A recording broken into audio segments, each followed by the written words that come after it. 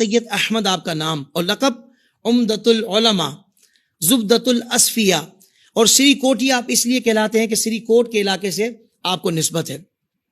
اور بیعت و خلافت کی اگر بات کی جائے تو آپ غوث زمان خواجہ عبد الرحمن چوہروی، جو کہ بانی ہیں دارالعلوم رحمانیہ اور مصنف ہیں مجموعہ صلاۃ الرسول اس کتاب کے، کہ آپ کے دست حق پرست پر آپ نے سلسلہ عالیہ قادریہ میں بیعت کی، اور کچھ عرصے بعد ہی آپ کو خلافت و اجازت سے بھی نواز دیا گیا۔ پھر آپ کی سیرت کی اگر بات کی جائے تو اللہ اکبر، بہت بڑے عالم دین، بڑے متقی و پرہیزگار، آپ صوفی تھے، اتنا علم تھا، اتنا فضل تھا اللہ اس کے رسول کا آپ کے اوپر، اور ماشاءاللہ آپ کی اپنے شیخ سے محبت بھی بڑی والہانہ تھی۔ آپ اکثر ان کا ذکر کیا کرتے تھے اور بڑی محبت سے آپ ذکر کیا کرتے تھے۔ اور ظاہر بات ہے کہ جہاں آپ نے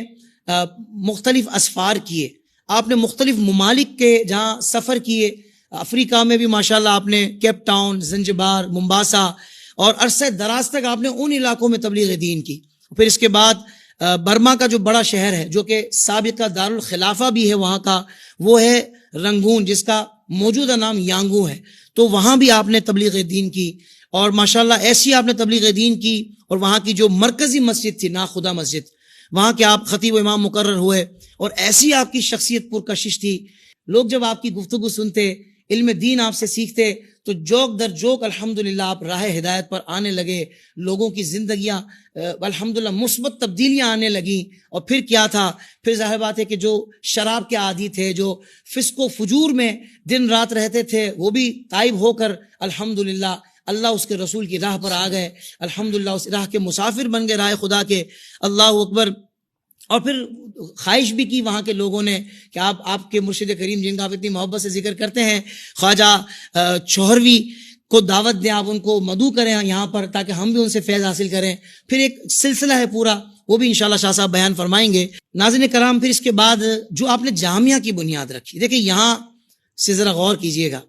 آپ کہتے ہیں نا یہ اللہ والے، بھائی کام تو یہ ہے کہ جو بندہ علم دین سکھائے، بھائی کوئی اللہ والے ایسے میں تو سنا ہی نہیں زندگی میں کہ جن کا علم دین سے گہرا تعلق نہ ہو۔ ان کا کام شروع ہی علم دین سے ہوتا ہے، قرآن و حدیث کی تعلیمات سے ہوتا ہے۔ اب یہ دیکھیں کہ آپ نے 1925 میں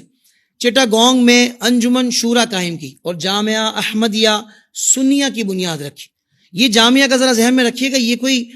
عام سا جامعہ نہیں ہے، ویسے بھی جامعہ عام سا نہیں ہوتا، مگر انتظامات اور پڑھائی کے لیول کی بات بھی کی جائے تو بہت اعلیٰ درجے کی یونیورسٹی کا آپ کا لیول تھا پڑھائی کا، اور یہاں سے پوری دنیا میں الحمدللہ لوگوں نے اکتساب فیض کیا۔ ناظرین کرام، اور یہ بہت ہی خوبصورت الحمدللہ رہائشی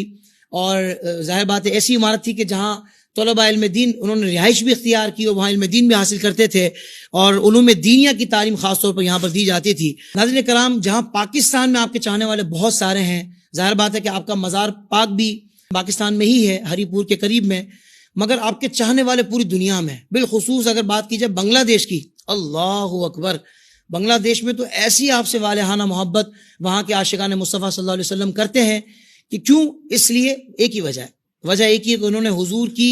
شان و عظمت ان کے دلوں میں روشن کر دی۔ حضور کی شان و عظمت کے ایسے چرچے کیے اس اللہ کے ولی نے کہ الحمدللہ لوگوں کے سینے حضور کی محبت سے جب سرشار ہوئے، تو ظاہر بات ہے کہ جب ایمان کی اور حضور کی محبت کی دولت جسے مل جائے تو وہ تو اس اللہ کے ولی سے اور اس عالم دین سے اور اس بزرگ سے محبت کرے گا ہی، اور ایسی محبت کرے گا کہ پھر وہ محبت بھی یقیناً جنت کا راستہ دکھاتی ہے۔